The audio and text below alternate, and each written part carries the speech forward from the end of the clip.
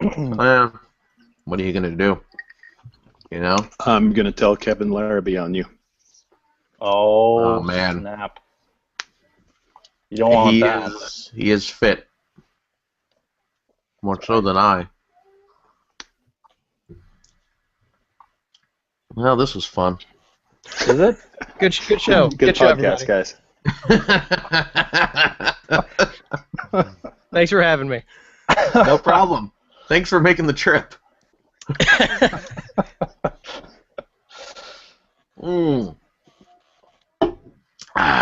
Okay, I'm ready. Wait, right, done. Wait. Are you serious about not recording our own audio? I am serious. And don't call me Shirley. What? On Tyrone. I don't think I actually said Shirley, did I? No. You kind of need that. That's kind of that's what us professionals call the setup. I don't need a setup. I make my own joke. No, you idiot! I said posse. See, it doesn't work unless you have Ping pong balls? I thought you said King Kong's balls. It's more fun to write punchlines than jokes. Yeah. You know what's terrible? The I said posse. That was really for Greg Seward, because who of course isn't hearing this because he's he'll probably be hearing this later, but that was from that disconnected punchline is actually a joke from Leisure Suit Larry. So there you go. You know, a joke that my brother told me when I was a little kid, and I laughed even though I didn't understand it, and then I laughed harder years later when I did, was what's the difference between an epileptic cornhusker and a prostitute with diarrhea? An epileptic cornhusker shucks between fits. Exactly. It's a terrible joke. It's really stupid. But it works. No, it works quite well. It works quite well. Yeah. You know what that's called, Mike? Yeah? You know what that's called? That's a spoonerism. It is. It is. Sure is. See? Mike knows. I learned that from Infocom's Nord and Bert couldn't make heads or tails of it, which I played way back in my Commodore 64 days. So I don't know what that means. Infocom was a company that made video games. Commodore was a company that made computers. I see. All right. Ready? Everybody ready? Yeah, this is the part where you cut Phil off and say hello and welcome. So the other day, speaking of that sort of thing. All right. Hello and welcome to episode 403 of the Player One podcast for Monday, July 28th, 2014. I am direct from Grandma's house, and I'm your host, Chris Johnston. With me, as always, from California, not from Grandma's house, is Mr. Phil Theobald. I was going to say, the decor of your little nerd room has changed, right? Has certainly gotten a lot more... It's made a change for the mature, let's say. The extremely mature. A little more bowl of ribbon candy on the table. Yeah, that's right over here. You want We've traded lava lamps for swag lamps. Who's in the picture behind you? That's Grandma. That's not your grandmother. Charlotte's great grandmother, right? Oh, so it's I'm at great grandmother's house. Okay. Yeah. So this is Adrian's grandmother. Mm-hmm. Is where you're at. Okay. That's right. Okay. I introduced you right, Phil. Really, I'll take you a look though. There's a very dark and foreboding corner there in Grandma's house. Apparently, when you visit great grandmother's house, Alzheimer's is contagious. That's right. And joining me from the great state of Utah, Mr. Mike Phillips. Hello. Hello. Yeah. Is your internet going to hold out this week? It's good, strong. Solid this week. Unless we start talking about Club Nintendo, then it's going to mysteriously cut out. Then my internet went out. I don't know what happened. Whoops. Yep. Got disconnected. And joining us this week as a guest, directly from the Jump Kick Punch podcast from Atlanta, Georgia, Mr. Brandon Kraemer. Hello, everybody. Glad to be here. Hi, Hello. Brandon. Hello. Thanks for coming along. Thanks for joining us on this crazy whirlwind adventure we call life. Yes, and thank you for inviting me because ain't nobody heard of my show. So it's very exciting to be with some fellow podcasters. Well, yeah. In case I don't know if we have some crossover listeners, we may. Do you want to describe Jump Kick Punch for the folks at home? Geez, yeah. We are 5 to 6 people on an irregular basis as far as participation that show up at my basement and talk about video games, comics, movies, animated shows, generally anything that's in the nerd headlines that week or that every other week, since we're a bi-weekly show. Yeah, we cover a wide array of things. So. Very cool. How Brandon? many episodes are you up to? Oh, yeah. We are past 180. We're about 182, 183. Excellent. Yeah, we were going at a fair clip, and then I made the show bi-weekly, and now we're at a nice, slow tortoise pace. So. Sometimes that's okay, though. Can I make a You have suggestion? a lot of episodes doesn't mean you're professional or anything. I mean, look at this podcast come right on. here as an example. Come on. I'm Brandon? always up for suggestions, Phil, please. Brandon, I don't mean to criticize, but you know what? Oh, My geez. kid here is coming. He's going swimming. You know, you don't have to call them animated shows. You can just call them cartoons. Cartoons, yes. Just come on. You want to see what's going on? What about action figures and graphic novels? There you Yeah, we go. talk about a lot of that, too. We talk about, like, tabletop gaming, just generally anything. Nice. So This kid everything knows. that Mike Phillips hates. A lot of it. Oh. Sounds like a lot of it. Right. Can you say hi, Brandon? Well, no, don't wave to him. Say hi. This is. There you go. Hello. Radio. It's radio, Finn. You got to be vocal. Wow. Yeah. Okay, go find mommy. He's our target audience, so Yes. Yeah, go find mommy. Raising them Go right. find mommy. he saw my tweet probably, so I'm glad he showed up. Now he won't stop saying that's Brandon. So Well, my work here's done. That's it. so Thanks there for we having go. me, buddy. yeah. Excellent. So San Diego Comic-Con is going on right now, and none of us are there. Speak for As yourself. you might imagine. I'm throwing a Comic-Con at Grandma's house. I brought my lobster so I could have it in the hotel room because I feel uncomfortable And the Pikachu cake pan. podcasting. Yeah. Yes, I Is feel she uncomfortable. is she holding a panel about Mary Worth later? Is that gonna be one of the big highlights? I think so. There's some announcements made at I like this Brandon Comic-Con. fella. He's funny. It's true. It's true. That are of note to video game players.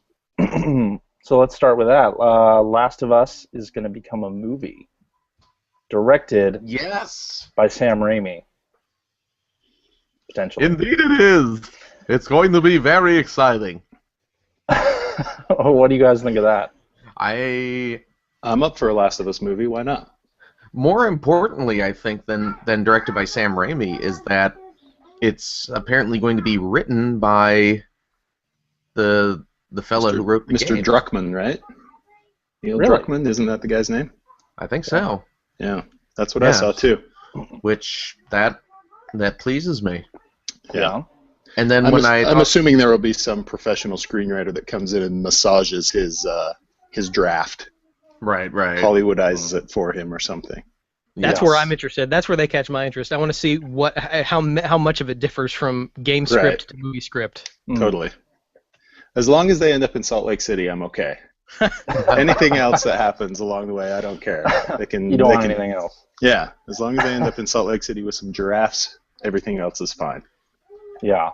Something tells me at one point they will end up riding on the giraffes while brandishing machine guns.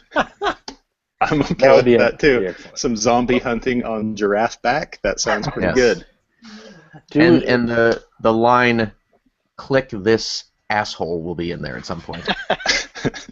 is it going to be weird without Ashley Johnson and Troy Baker? Though as the characters. I don't- Is that too much of a disconnect? I love Ashley, her voiceover work in that game, certainly, but I I don't think she could really pull off the role. Yeah, neither of those two Yeah, people yeah. look anything like the people in the game, so Yeah, I think that's true. probably it will not be much of a disconnect.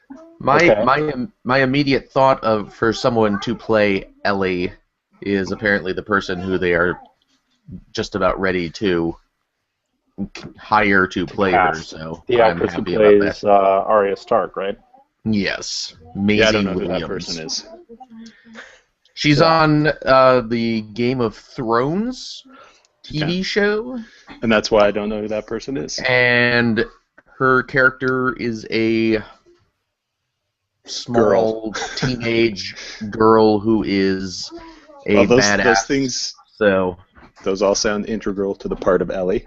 yeah, she's basically medieval Ellie. So Ah, cool. yeah.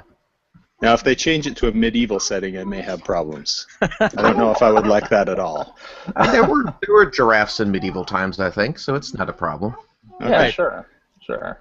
As long as they change it to the THEE Last of Us, I guess that's okay. I would like to see them change some things. I mean, I don't want to see exactly the game presented on screen, you know. I do want to see... They would have Well- to treat it like its own thing. Yeah. I don't think it's impossible to do a port over because it's all condensed. So they have to figure out a better way in less time to make you feel for those characters as much as you did in however many hours of gameplay you dumped into that thing. Yeah. Exactly. Did you play Last of Us, Brandon? I did, yeah, and I really loved it. But I enjoyed watching the narrative unfold more than I actually enjoyed playing it. So. A movie interests me, but at the same time, like the story in the game was already told so well, I'm not immediately compelled by a movie version of it because it's just more restrictions on the narrative they told in the game to tell in the movie format. So I'm interested to see how they approach this because it is a completely different beast, and they are going to have to do it very differently, in order to tell the story the same way. Especially since there have been so many zombie movies, zombie TV shows. Oh Right. yeah. You really have to do something different to differentiate it in a movie. Yeah. Yes. I mean, I cannot imagine any more effective way to open the movie than exactly the way the game did it. Like that first part of that game, I have no idea how you do a better version of that in any other form or medium. Yeah. Sure. Yeah. Yep. Totally. All right, and The Last of Us Remastered comes out this week, which is excellent. I'm going to be playing through that again, for sure. I hope that this time you guys will at least try the multiplayer. For you, Mike, I will think about considering it, but not do it. I think I will only because since I pre-ordered it digitally, I've got multiplayer perks. So, Oh yeah. yeah, The multiplayer is fantastic. I'll check that out. I'll try it out.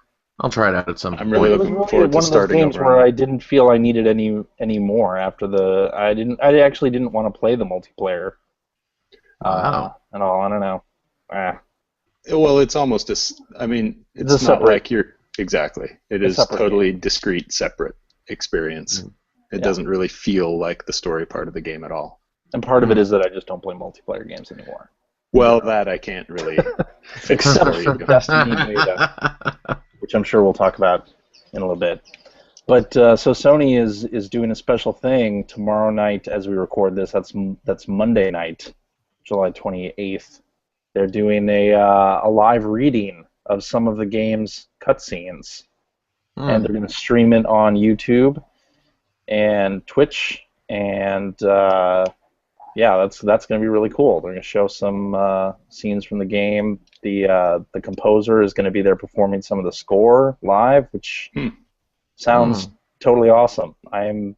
I'm into that. I especially like the whole live streaming part, and that it's not just something that occurs in California and you can't get tickets unless you live in the San Diego or Los Angeles area. Like that part, I'm very happy about. Yes. Yes, you guys gonna watch that? You guys excited about that? That depends. Is it hosted by Jeff Keighley? Because if so, then I don't think I'm gonna. The readings are by Doritos Pope himself. It's his one-man show. Yeah. Yep. He does I'll all have the a bunch of- voices. Doing He's gonna Dorito be- banners in the background. The sounds of the clickers is just gonna be him crunching Doritos. Right. He does his own Well, Foley well, and everything. I be would good. love that. That would change my answer immediately from no to yes, I will be watching that. Yeah.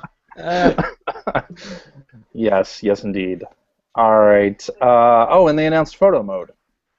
Oh yeah, I watched game. the little trailer for that. So very cool. similar to Infamous Second Son, you'll be able to compose your own photographs in The Last of Us and then post them to social media. So, Mike, I'm sure you'll be seeing lots of that in your feed. Yes, This week. I'll probably be doing lots of that. I used to do that with Uncharted 2 quite a bit because they had the replay mode and you could take screenshots, and I had lots of really cool screenshots from Uncharted 2. Yeah, So, it'll be fun. yeah, I like this this whole photo mode thing. I want that to be a part of every game. I like it too. It's good. Yeah, it's pretty cool. Indeed. All right, should we talk about The Walking Dead? Because I haven't played it yet. they announced a season 3 of the game. Oh yeah, that's right. So Forgot about that. When is hyped that supposed to for- begin? They haven't said. I mean, presuming that they ever finish season 2. Yeah. Well, didn't Episode 4 just came out. the penultimate episode just get released? Yeah. Yeah. Haven't tried it yet, but I have. And unless they come out and say, hey, for season 3, we have completely revamped our game engine and introduced a whole bunch of new play mechanics, I will probably skip season 3. oh wow. Really? Yeah. It's still a mess, and it grates on me more and more. Yeah. We can talk about that in a minute, though. Well, do you think for too season bad. 3 they should stick with any of the characters we've come to know from season 2, or do you think it's let's start with a fresh slate? My assumption is that this far into it, they'll probably stick with Clementine since they stuck with Clementine through season 2 so far. Yeah. Mm. It would be weird to do 2 seasons with her and then suddenly do a third and what? I don't know. I can't imagine that they would do a 4, 5, 6, but I guess they could. But it would be weird to do 2 seasons focused on her and then just Well, abandon her. you go back and do season 3 on Zombie Lee, of course. Spoiler alert. Isn't the statute of limitations out on that already? I can Probably. do that, right? Right? Yes. No? Yes. Okay. Yes. Also, new teaser for the Firefly online game. Is anybody interested in this? Did it just Hooray. look like a bog standard MMO or what? I didn't see it. Wait, Okay. is this Well, no. It does. is this, like based on the Firefly the TV show? Yeah. Oh Christ! Don't. They're No, bringing... the actual insect. Well, I'm scared In that an my wife odd is turn gonna- of events. My wife is going to find out about this, and then Finn and I are going to have to start fending for ourselves. That's the problem. Hmm. Yeah. What class will she pick? Will she be Inara, the space prostitute? She honestly, given the choice, she would probably be Kaylee, the spunky mechanic. Okay. Yeah. There As you long go. as Spunk is involved in some way, shape, or form. we're good. Yes. Yes. All right, then. Seriously, though, did they show gameplay footage, or did they just say we're doing a They- Firefly MMO? They did show some gameplay footage. Honestly, it doesn't look very good. Okay. Mm. That would be my assumption. Is anyone of note making the game? No. I Well, think there the you go. developers are Sparkplug Interactive, which I've never heard of. Maybe they've done something. Maybe not. I guess they announced this game at last year's Comic-Con, and this year's Comic-Con they reaffirmed that yes, indeed, they are making it and put out a new trailer of like talking heads describing what they wanted to do in the Firefly universe. Oh boy. Hmm. Will Joss Whedon be doing a new title cut for the intro music? I don't know, but some of the actors from the show are of course going to reprise their roles.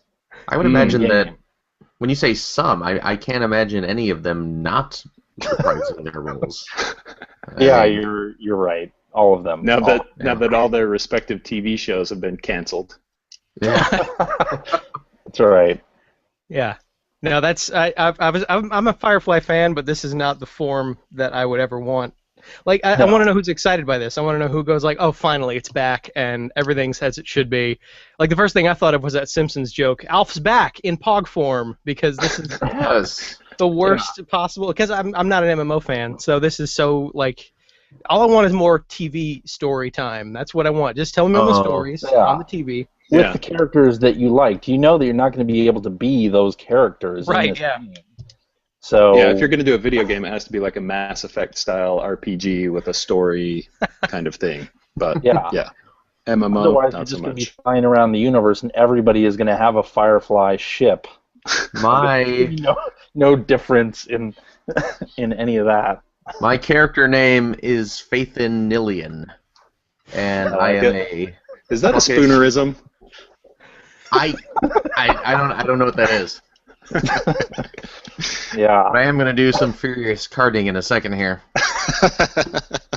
It does kind of remind me of, the many times they tried to bring Evil Dead back in video game form, of course.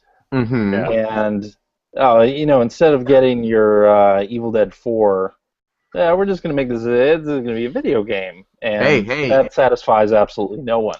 We're getting Right. an Evil Dead TV show starring Are we? Bruce Campbell, Okay. says Sam Raimi, so don't expect it. It's just going to be recut episodes of Briscoe County. with Ted Raimi in the background just going,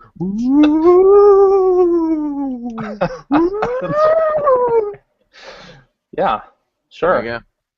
That doesn't sound very good, No. I'll be honest. It could work. Yeah. Uh, So, Nintendo, yeah, the physical copy of NES Remix. that's weird. Kind of weird. For just one of them or the two of them together? Two of them It's together two in and a one. pack. For how Yeah. much? They have not said yet. $60. They did the Limited same edition. That would be funny. $60 Includes a collectible and booklet. 3,000 Club Nintendo coins. Mm. Yeah, no, they already did a pack in Japan with Famicom Remix 1 and 2, so they're just Yes. doing the same thing here in the States. Yes. Increasing the retail presence and shelf space that the Wii U has by double, clearly. I'm Oh, waiting for it that's- in POG form. Wah. Yeah, so YouTube really buying Twitch. That's really happening. Finally. Yeah. I don't think any of us really have an opinion on that one.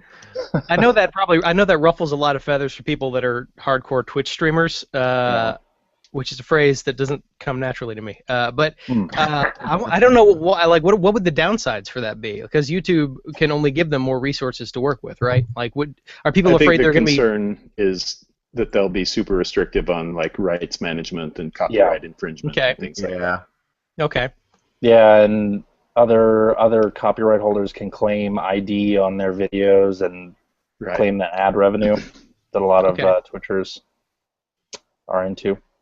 Yeah. Which would be, I don't know, that would be weird for them to do because I feel like they get a lot of free publicity and traffic by virtue of those things that they might not get otherwise. So they could That's be true.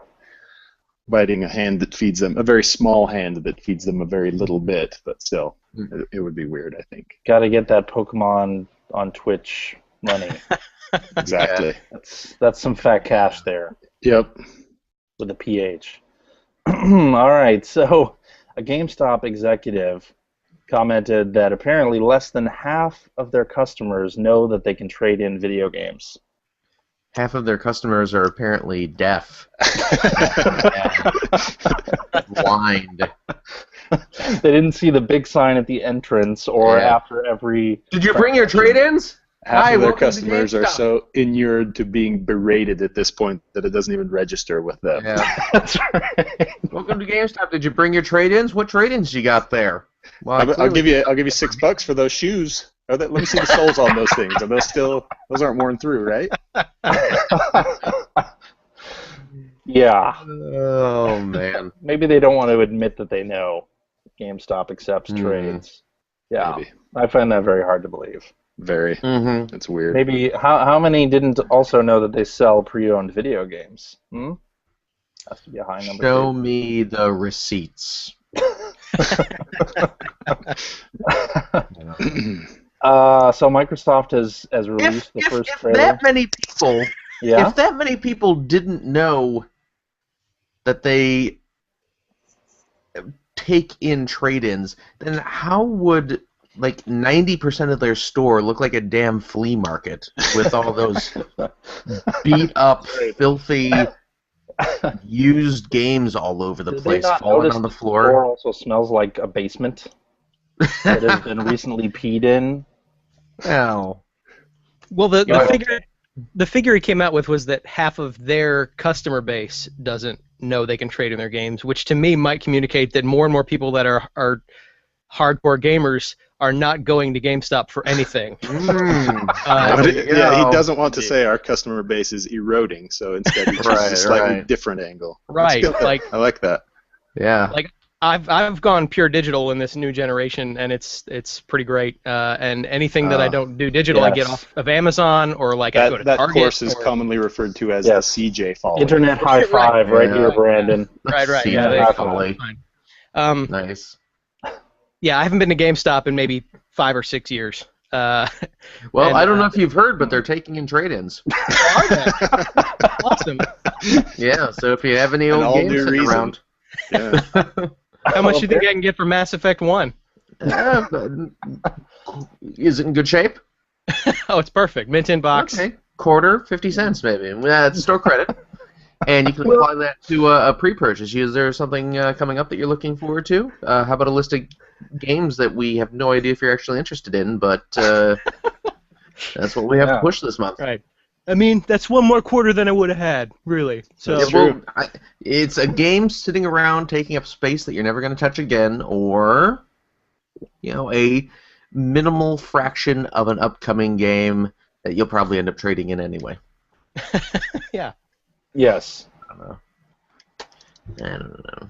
All right. Oh, right, your face. Did you see the new trailer for the Atari landfill movie? No. Boy, did I. I saw you tweeted it out as your place to go watch this streaming. Yeah, I had that on my Player One clipboard. podcast. Yeah. Like I said, you're lucky that's all you have. Bored. That's right. Live from Grandma's house. Yeah. Yeah. Redtube.com/live at Grandma's house Yeah. Totally different. Grammars is the worst brand extension of Brazzers I've ever heard of. But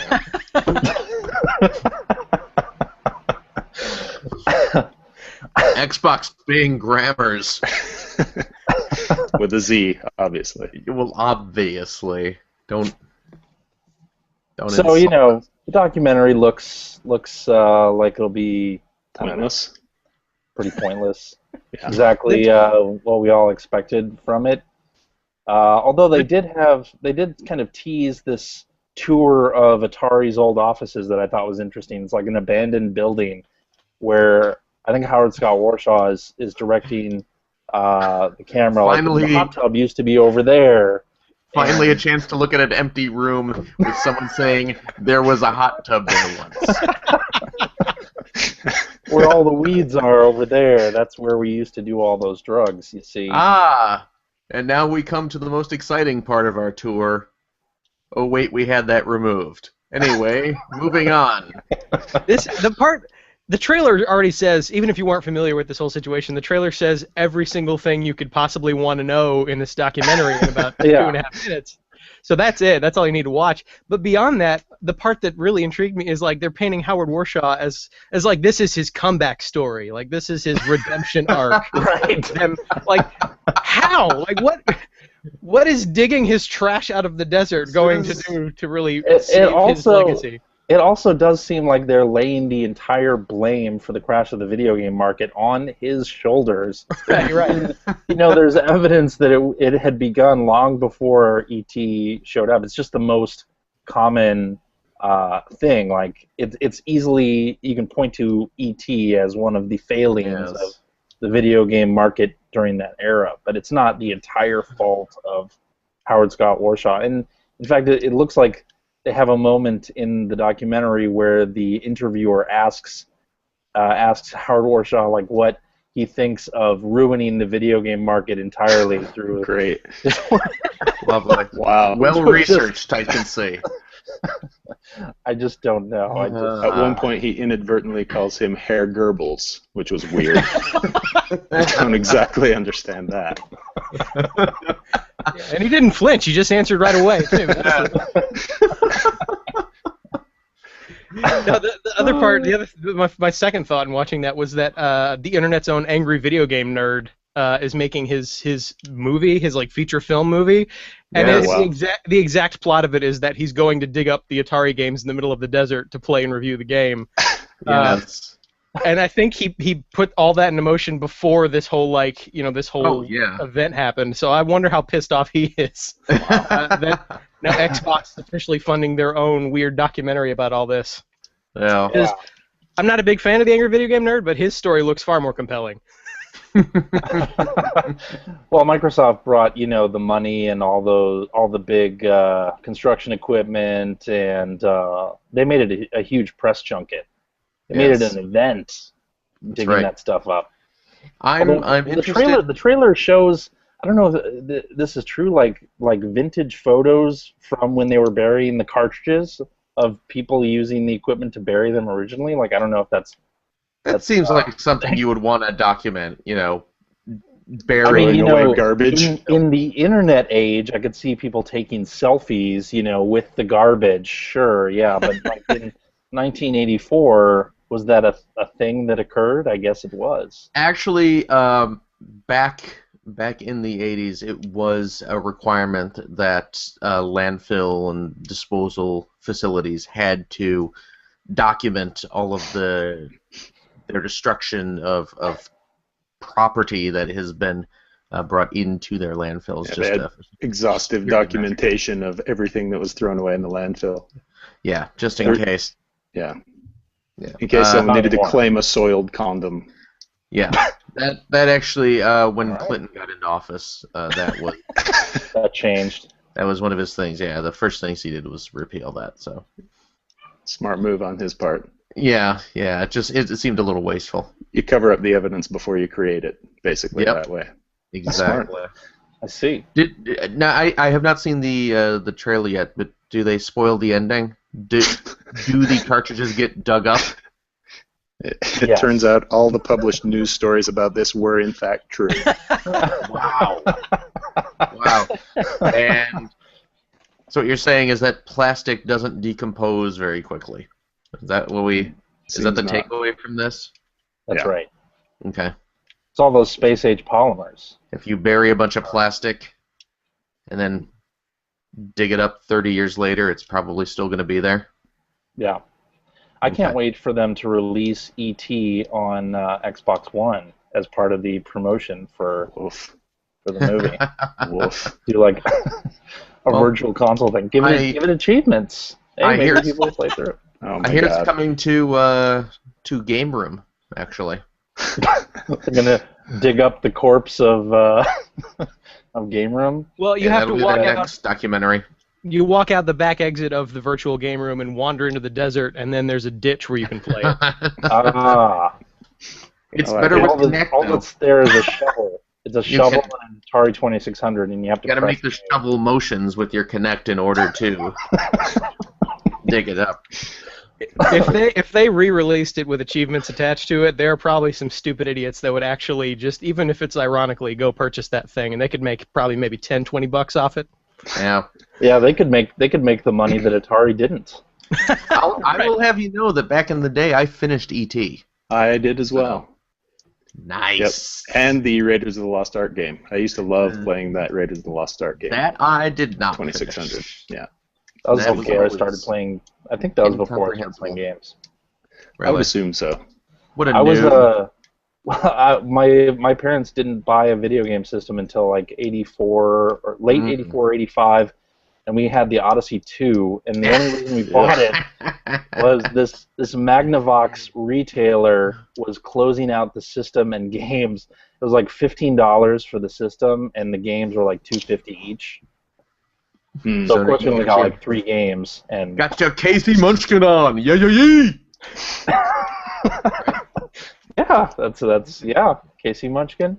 Yeah. That weird Lord of the Rings ripoff game thing that I'm forgetting the title of. Pickaxe Pete. Yes. Yeah. These are the games of my childhood.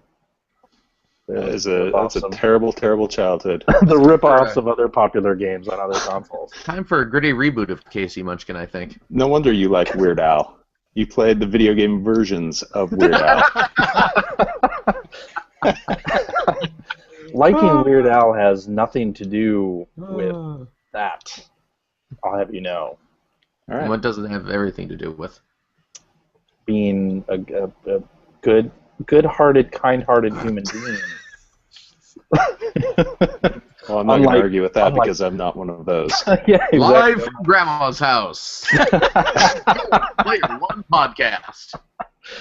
That's right. All right, I'm sure you'll get excited for this. That Nintendo is finally releasing the mysterious Murasame Castle on Nintendo 3DS Virtual Console. Mm-hmm. Just rolls off the tongue, doesn't it? It sure does. This game was for the Famicom Disk System. Never came out in the U.S. Right. It's kind of a top-down Zelda-style game, although it's a linear progression. There are various stages to it. I'm kind of excited about that. I've never played it. I actually wish that we'd get this kind of thing more with games that were never released in the U.S. Is there a lot of text in this game? Is it text-heavy? No, it is not. Okay. It is an action game. Okay. And that's Miyamoto worked on that, right? Or am I mistaken? I'm not sure. Or was it someone else? It was. I want to say that one of the big Nintendo names worked on this game. I think it was Gunpei Yokoi. Was it really? Yeah. Okay. I'm just gonna shout out names of people I know who work at Nintendo. One of them will be right. It's a great strategy. Yeah. Yeah, but I like this. Next, I want to see Nintendo release Devil World in the U.S. That'll be fantastic. Yeah. Now that's a Miyamoto game. That is a Miyamoto game. Yes. Yeah. Which I own the Famicom version of that. You do? Don't you know? I do. All right. I do. That's exciting. I've seen some buzz that since he has a mini game in Nintendo Land and now they're releasing his game officially in the States, like people are speculating he's going to make a last-minute addition to Smash Brothers this year. I don't know how likely that is, but there's already like 1 million people with swords in this new Smash Brothers, so I'm not sure how much one more. Yeah, what's another one? Sure. Right, yeah, let's bring him over. Fine. I'd rather see the devil from Devil World get in Smash Brothers. Yes. Yeah. I've never actually played Devil World. Have you, Phil? I just said like 30 seconds ago have that it. I own it. Yes, I've played it. Okay. It's a Pac-Man clone. Except the maze sort of automatically scrolls around and you have to keep up with it and try not to get trapped between walls and stuff like that. Sounds like a Casey Munchkin ripoff. Casey a little Munchkin's more along the Devil lines World. of Mousetrap. So, remember Mousetrap? I used to love Mousetrap back in the Cheese day. was the bait. Won't somebody help me before it's too late? The hawk is upon me, and the cat's coming too. Fucking Caught in the Buckner and mousetrap. Garcia. I hate those guys. They've Now ruined my what can I life. do? I'm a mousetrap. What can I do? You're talking about Mousetrap, the board game? Powerful. I'm talking about I'm talking Mousetrap, about Mousetrap, the video game. the The song. video game. Yeah. Hello. I don't think I knew that there was a video game. Mousetrap, the song. What did you think Buckner and Garcia were singing about on their seminal album Pac-Man Fever on the track Mousetrap? You know. You thought they were talking about the board game? Yeah, I thought that was a metaphor for LSD. Man. That Donkey album was Kong, all about Centipede. pixel-based entertainment, CJ. Yeah. You know what's okay. weird? The whole Pac-Man Fever album, and Mike, you may not know this. They were actually singing about the board game versions of all of them. Oh. Pac-Man Fever was That about makes a lot of Pac-Man sense. board game You had the little marbles and the plastic Pac-Man, and They thing was had awesome. to alter the lyrics from the original. It was Froggy takes one step at a time according to the die roll. exactly, They changed that part. exactly. Yeah, Exactly right. I have the Frogger board game somewhere. of course you do. Compelling stuff. Hey, CJ. Yeah. CJ, can you name this episode "Pluck Your Magic Twanger Froggy"? Sure. I think that should be the title. Okay. Just Now, throw now it out. that it's been spoken aloud. Yeah. Now that it's been said. Pluck your magic twanger, Froggy. Yeah. Sure. You gotta keep on hopping till you get to the top. When, just out of curiosity, Phil, when was the last time you listened to that album? Just Hey, wait. yesterday. No, wait. It's Sunday. Was it in so- 2014? No. Actually, it's probably been a couple years. Really? Okay, a few- that actually surprises me. A few years ago, it came out on CD. For some reason, I feel like you would be driving to work, and on your commute, you would be listening It to the takes one Pac-Man step at a Fever album. time. Where did he... Yeah, he turns it up and has the bass really thumping as well. Mm-hmm. I think Yeah. I'm going berserk. I know that Phil has hydraulics in his car too, and I do. you know, The Down neon first. undercarriage. yeah. Yes. No, I bought it when it came out on CD a few years ago. They did like a limited run through Buckner and Garcia's website, and Wow. Yeah. I Just do, waiting. Mike. Yes. What's that? I was going I to say, will yep, you go ahead. I'm going to Oh, okay. hang out back here. Okay, yeah, just take a load off. Relax. We're all mellow here at the Player One podcast. They call me Mellow Yellow. Yeah. I have the old LP of Pac-Man Fever, Yeah, I do too, Which- somewhere. which is my original one from back in the day. Right? So this was not an eBay purchase, but I have it. I do have it framed actually. So Wow. yes, That's I got commitment. an album frame for that. So Huh. That's going to be worth nothing someday. in case of a lack of Buckner and Garcia emergency, break glass is the plaque I had made to put under it. So That makes good sense. yeah. I was going to say, wait until if it ever takes actual form, wait until the Ready Player One movie actually gets made. Then you get to get the One Direction cover of Pac-Man Fever that I'm sure somebody will Oh my actually God. try. Oh man. I like it. I just can't wait for the Ready Player One movie because everyone on the friggin' planet will be saying, Phil, you gotta go see this. You're gonna love it. Oh And yeah. then I will just roll my eyes and. You did not like the book. Hey, remember War Games? So do I. Here's 5 pages of its script. I'm a writer. Right. Remember Voltron? That was pretty cool. Let me paraphrase Wikipedia pages at you for 500 pages. Thank you. I have no idea your opinion of that book, Brendan, but Not a fan. I was not a fan. I was not a fan. I was not a Indeed. fan. I was giving it the benefit of the doubt up until the scene that is like at the big sort of weird meet-up ball thing they have when he Yeah. describes his avatar and his girlfriend's avatar as dancing like Plastic Man on crack, and that's when I was like, that is okay. I'm going to finish the book, but only so I can articulate why I hate this book. Yeah. Yeah. Wow, everybody, somehow we found a guest that also hates Ready Player One. I think know. everybody else I've talked to loves that. Yeah. He also the guy who wrote that also wrote the movie Fanboys, which is a terrible take on Star Wars and Star Wars fandom. Right, I've heard of that one. Have not seen it, but I It's- heard a lot of positive buzz from people No, that I've I seen don't that trust. movie, and it is interminable. It is. It's. Did you actually see it, Mike? Yes. Wow, that does not seem like a movie you would watch. Yeah. Well, Who I hated who it, so dragged you there's to that. Yeah. No, I watched it on Netflix or something. I don't remember. Yeah. No, I it didn't go is- see it's- it. It's awful. Yeah, it was really bad. It is. It is not a good movie. I see. Yeah. Well, What I were we really talking want about? to do the what you've been playing segment because Mike, you have been playing Kim Kardashian. Oh yeah, I've been let's playing a get little Kim Kardashian Hollywood. Yeah. Getting into that. Yeah. liking it. I How actually many played that. IAPs have you purchased? How many what? Oh, in-app purchases? I haven't made any yet. So my daughter was playing this. Mm-hmm. And I didn't know what it was. I looked over her shoulder and saw her playing it on her iPad and asked her what she was playing, and I sort of scared her. She didn't know I was behind her. She was wearing headphones, and she sort of jumped and was embarrassed that I saw her playing it. I asked her what it was. She said, I'm playing Kim Kardashian's Hollywood.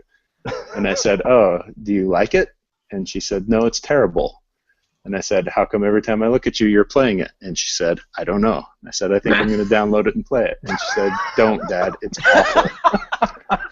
And I looked at her and said, so what level are you? You're like, that 10. sounds like a challenge. I'm a B-list celebrity. No, actually what I thought was, I can totally relate to that sentiment. I fucking hate this game, and I'm playing it nonstop. So I decided to download it, and it's not good. Yeah. But it is not... I guess I wouldn't understand it being any sort of subject of derision because it's exactly the same as any other free-to-play quasi-RPG kind of thing that you could ever download. In fact, I think it's a reskin of a game that they had put out 2 or 3 years ago called Stardom something, like iStardom or something. That would make sense because I was going to say it just feels like a reskin of a dozen other iOS games where the game is actually touch things the game. You know, like you push things, I'm going to pose for a photo. I'm going to flirt with this guy. You just touch it, and a little meter fills up, and energy pops out of it. And you have, just like you do in every iOS game, 3 different types of energy. One of them you get a lot of. One of them you don't get very much of. One of them you can pretty much only buy. And it gates things off with time and with those energies, just like every other iOS game. And it's not every iOS game does that anymore. That sort of like energy mechanic thing has sort of gone out of vogue in a lot of iOS games. I will so this is sort of a throwback in some ways. I was being hyperbolic there. I didn't mean literally every single game. On the App Store did that. That was an exaggeration for dramatic effect. Okay. I'll cop to that. But it is kind of the same. I love that Jurassic Park Builder game, but it does some of those same things where it's like, okay, I've played for 30 minutes, now I have to wait 2 hours before I can play another 30 minutes. There's a lot of that to it. How many photo shoots have you gone to? A fucking lot of photo shoots, dude. I've done a lot of photo shoots. I'm not going to lie. I've flirted with a lot of dudes. I'm still only an E-list celebrity, which is a little bit painful. My daughter is a B-list celebrity. She's way better at the game than I am. I really need to step my game up. I'm not very good at it, if I'm being honest. But someone tweeted and asked if it was they said basically, isn't that just an iOS version of Style Savvy? And the answer to that is no, it is not, because Style Savvy actually is a good game. Like we've had the discussion before about how do you tell what kids games are good, and specifically what kids games for girls are good, because they all seem like such pandering nonsense. But Style Savvy is legitimately a good game, and this is legitimately not a good game. It's a time suck, time waster, kind of, not very good. And you're thinking about playing it right now. If I weren't using this iPad to do this Google Hangout, I would be tapping coins right now. I've got a question for Mike. Yes, sir. Mike, is there anything that that makes you want to play a game or watch a TV show more than hearing your daughter say, "Dad, please don't"? That is, yes. I'll tell you, one thing that's interesting is when you have a family Netflix account and you have teenagers and you start to look at what your teenagers are watching on Netflix. It's interesting. It's really interesting. What are they watching? Well, some of them I was super excited about. Like she read. She's 15, and she read Catcher in the Rye this year in high school and loved that book. So I was sifting through the recently watched queue in Netflix and noticed that someone had watched a documentary on J.D. Salinger. No, look at I that. thought, that was not me. I don't know who that was. So I asked her, "Did you watch this documentary?" And she said, "Yeah, it was awesome." So I got to trot her down to the bookshelf down here in the basement and show her all my J.D. Salinger books and said, "You should take this book of short stories and give it a try and see what you think." And so it was 9 stories by Salinger, and the first one is probably his most famous short story, A Perfect Day for Banana Fish. It's a great story. and she read it, and I was all excited. I was going to go sit down and talk to her and see if she understood, kind of the motifs and the symbolism and, and stuff behind it, and have this discussion with her. So I sit down and I start talking to her, and she already knows more than I do by virtue of this documentary and by looking things up on Wikipedia and stuff. I was like, okay, well, that discussion was not exactly how I had intended, but it's still pretty cool. Has become the master. Exactly. Yeah. Yep. They do have different viewing profiles on Netflix. You could set up separate profiles, right? I don't know. It doesn't matter. Yeah. They're teenagers now anyway. They've seen and heard worse than I could ever tell them. Possibly. Maybe. I've seen some shit, though. I'll tell you that. So what else have you been playing? We didn't get to talk about Destiny last week. Oh, yeah. I've actually been playing a lot of the Destiny beta. I'm at level 7. Phil and Brandon, have you been playing this? I have. You know what? I have not downloaded it yet, but strangely enough, yesterday my wife asked me about it, and my wife is interested in it because she's been hearing that it has sort of Mass Effect-y type. It does. To it. Yeah, a little bit. Yeah. I mean, there's a section called the Tower that basically feels like the Citadel, but the rest of it doesn't feel a whole lot like Mass Effect. Like, the way the game plays is not a whole lot like Mass Effect. Brandon, have you played any? I have not at all. Shooters are not really my forte. I'm usually when there's a shooter with urgency attached to it, like in a multiplayer situation, I'm always the guy that's looking at the floor, ceiling, and then it's dead. I think I'm the same way, and I think Phil is too. So okay, yeah, no, but it is interesting to me. I'm especially interested in seeing how it's changing as people are playing and reacting to it in its early stages before it's released this year. So that's the interesting part for me. Yeah. The lead up to it was, people saying that it's basically like Halo crossed with Borderlands, which are two franchises I don't really give much of a shit about. In fact, one of them I actively hate. But it turns out that it's kind of the parts of Halo and Borderlands that I don't hate, which is pretty cool. So I am liking it a whole lot more than I thought I would.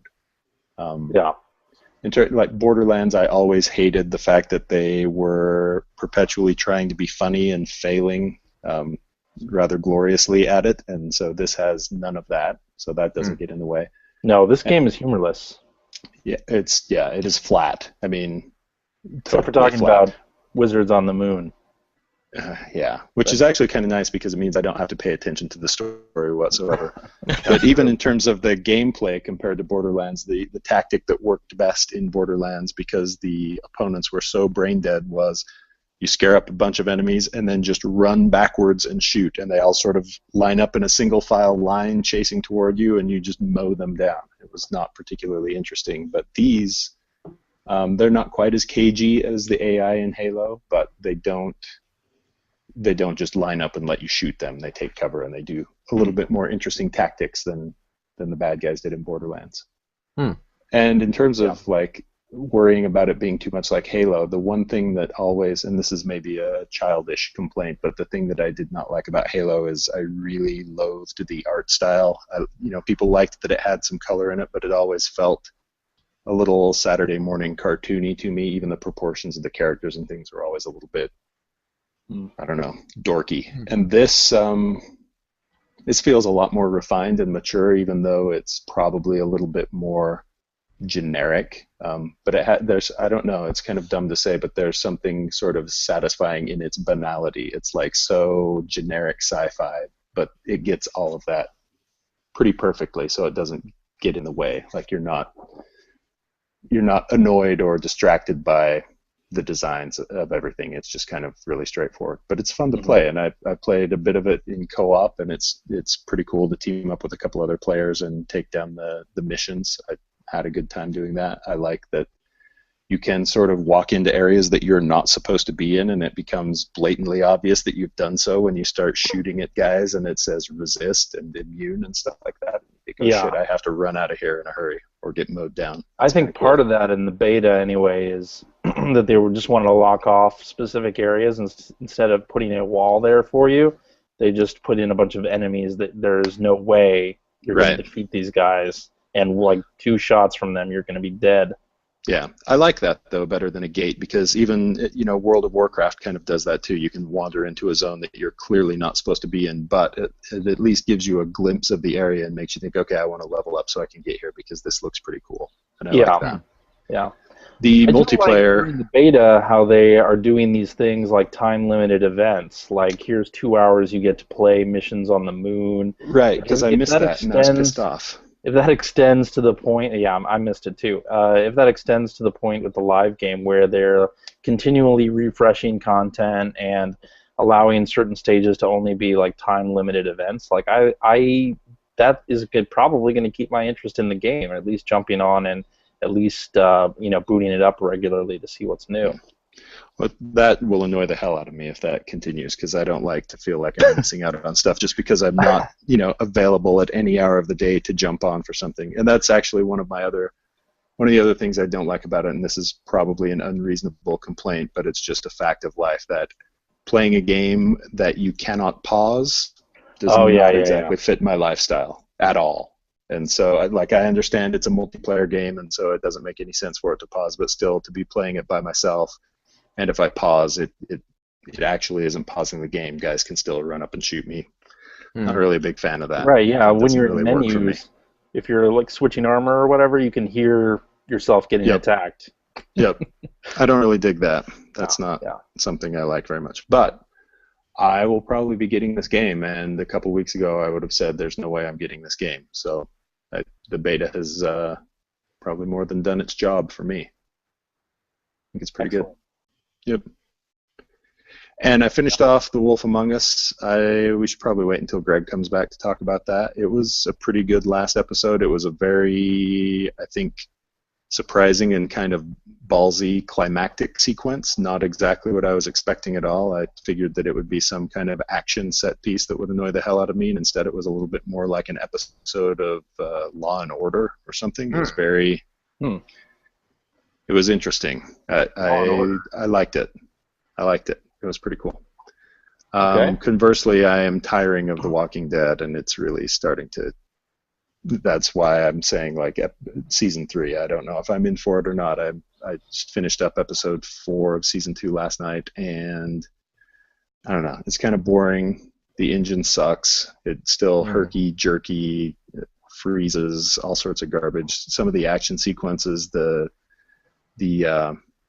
purpose or the goal of them is not clear enough, and so I ended up dying probably more in this episode than I have in any other episode, just because something happens that you have to do really quickly, or else the option to do it disappears. And I don't know, there have just been sequences that have been more frustrating in this one than any other, and it's just, I don't know. Some of the things that they've done with characters previously, where they swing things in one direction and then they swing them back in the other direction, that stuff all starts to feel like I'm just getting jerked around too much, and I would like to have some sort of a resolution on some of this stuff. But I guess we'll get that in the last episode, hopefully. Maybe so. Yeah. Maybe they'll rush through that. But that's everything I've been playing this week. Alrighty. Aside from Madden. Still playing Madden, if you can believe that. Tonight, Super Bowl in the Press Row Podcast League. I will be playing as the Bears in the Super Bowl. Yep. We're in season 5 or something like that. What's that? Shuffling on down? Doing it for you? You so bad that you know you're good? Blowing your minds like you knew we would? You know we're just... Is Sweetness in this one? Shuffling our stuff? I wish Sweetness was in it. Sweetness is probably my all-time favorite football player. They call me Sweetness, and I like to dance. Running the ball is like making romance. I didn't think he was a very good rapper. You know what I mean. I will say that. I think he was an excellent running back. I think he was probably a marginal rapper. Is that on his stat sheet? In his Madden ratings, his elusiveness is 99, rapping is a 42. It's really bad. Height, weight, rapability. Yeah. Rapability. Raptitude is actually what they call it. Oh, raptitude. That's good. I like that. That's an industry term. That's what they call it over there. Yes. Isn't there a new Madden supposed to come out soon? Pretty soon? It comes out in August, yep. So this will probably be the last. I don't know, we might run one more season before the next one comes out, but we've been going through a blistering pace with Commissioner Rich Grisham at the helm. There you Yes. go. All right, Brando, you want to tell us what you've been playing? I've actually been really enjoying how slow this summer's been because I've been going back and catching up on stuff that I just either haven't finished or never got around to playing in the first place. So most recently, I picked up Shovel Knight, which was the one new thing over the past couple months that I picked up, so I'm really liking that. But I feel like that's been talked to death everywhere. So I actually went back and I picked up Hyrule Warriors is coming out, and especially this week at Comic-Con, they've been unveiling a bunch of new stuff for it. So I went back and picked up that One Piece Pirate Warriors 2 game. I played the first one. I played the first one, really liked that, but just never got around to buying that second one that came out. So I finally went back, got that, and I'm really liking that so far. And I'm not a huge Dynasty Warriors fan, but I guess I like it a lot when they port my favorite IPs onto that formula. But it's also good practice for me because I'm the kind of guy that wants to get every single bad guy on the screen before I move on to the next area. So this is good training for me to just let go of things and run from room to room or across the map without killing everybody, because otherwise I'm going to fail the mission. So it's good training for me in that way. And I wanted to refamiliarize with myself before Hyrule Warriors comes out. So that's a lot of fun. I'm really liking that. Phil, you're into that series. Yes.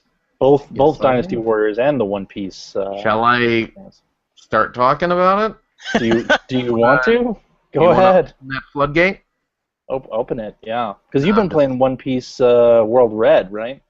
Yeah, which is not at all a Warriors game. So. Yeah, I'm really interested to hear what that is like, because I know it's based on the old Unlimited games that came out. Yes. So what is that like? Go ahead, Phil. I've opened the door. Well, honestly, I haven't really had a chance to play it this week because I've been so busy working. But the little bit I've played, I've enjoyed. It is very reminiscent of the old Unlimited, Unlimited Adventure and I forget the other one's name. But yeah, I don't have much to say on it right now. I'm gonna have to play a little more. So sorry. I wanted to pick up the One Piece Warriors game, but because they've had it on sale like a few times for super cheap, and I've unfortunately wussed out at the last second, and it hasn't been on sale for like 6 months. Yeah. So haven't gotten around to it. It's definitely not full price when it was first released. I think last December. It's gone down. But it's great so far, and I'm a big fan of the series, so I know all the characters that I'm playing as and all that stuff. But again, they did a really good job of porting over every character's individual abilities and movesets, which are just the craziest things you've ever seen.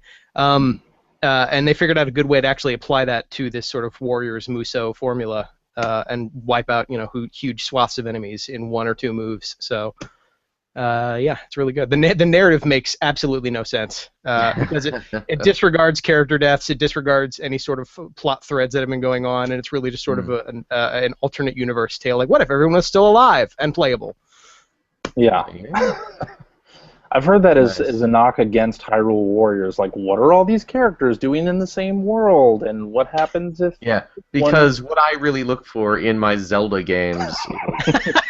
Continuity. Come on, guys. Right. Who's this? Uh-oh. I hear Kim Kardashian going, huh? Somebody playing... Are you at a photo shoot right now, Mike? Do we need to... I told you, I'm running the Google Hangout on the iPad. Yes. Sure you are. Are you playing it across 2 devices? No, oh my god. Wait, can I do that? Probably. Yes. You'd have to admit that you have a problem at that point. Yeah. I would also have to have an iPhone at that point, and They don't have that out for Android? Oh, I don't know. Maybe I'll check that while you guys are talking about One Piece. They do, actually. All right. Was that all you've been playing, Brandon? Yeah, I've been playing some others. I went back and I finished Mario and Luigi Dream Team, which is almost a year old at this point since release, and I really like that. That's my favorite series Nintendo puts out, is those Mario and Luigi RPGs. So where does this rank within that series for you? I still probably liked Bowser's Inside Story more, just because I really liked the hook of playing Bowser. and I liked I liked the attention to detail they put into his moves and how he summoned all of his different henchmen in different ways. But this one was great too. Like it has a completely different approach and hook to it. So if you haven't checked it out or picked it up, I recommend it, especially if you've even moderately liked the other ones. It's still really well made. So Yes. Cool. Yeah. All right. Well, I haven't been playing too much of anything, Yeah. but I did finish Super Mario Land. Oh, wait, Mike. Pretty Mike is- good news right there for showing- Android cell phone, telephone users. After you get the Player One podcast app, Kim Ah, nice. Kardashian Hollywood is available for just Nice. 0.00. That's right. Cheap. Wait, CJ. Yeah. Were you excitedly telling us that you finished Mario Land? Yeah, Super Mario Land, the Game You, Boy you know, you know game. Mario Whoa. Land takes about 45 minutes to play through, right? Yeah, I forgot that part where you get to the end of 4-3 and it's over. Yeah. It's not a long game. Have It you is not not. beat this game before? I beat it on the original Game Boy, yes, Okay. but I downloaded it on Virtual Console. Yeah. I don't know when I did that, a long time ago. And apparently I played the first 2 stages and put it down. So when I was on the plane coming from San Francisco back to Atlanta, You I decided to booted take it up 10 and minutes. it took me about 5 minutes Yeah. to finish it. Yeah. But that game has some interesting, unique traits to it. I like the shooter levels that are mixed in. Some of the platforming is kind of interesting. It's a nice mix up of the Mario formula in general. You know what? One thing about Mario Land that I love, absolutely love is its The music. soundtrack. It has Yeah, an amazing soundtrack, and Hip Tanaka. especially Hip Tanaka. Yeah. Hells yes, Hip Tanaka. Yeah. Especially the ending / credit music is just beautiful. It I is. love that ending credit. In fact, you're going to put that in our interstitial music this week. I like how you dictate it every single week. Yep. That's Did you going to like be, last I'm week going to need you to play Who's Johnny. I'm Yeah. going to need you. I could not find a chiptune version of DeBarge's Who's Johnny. well, so I I hope you farmed that out to Anamataguchi or something.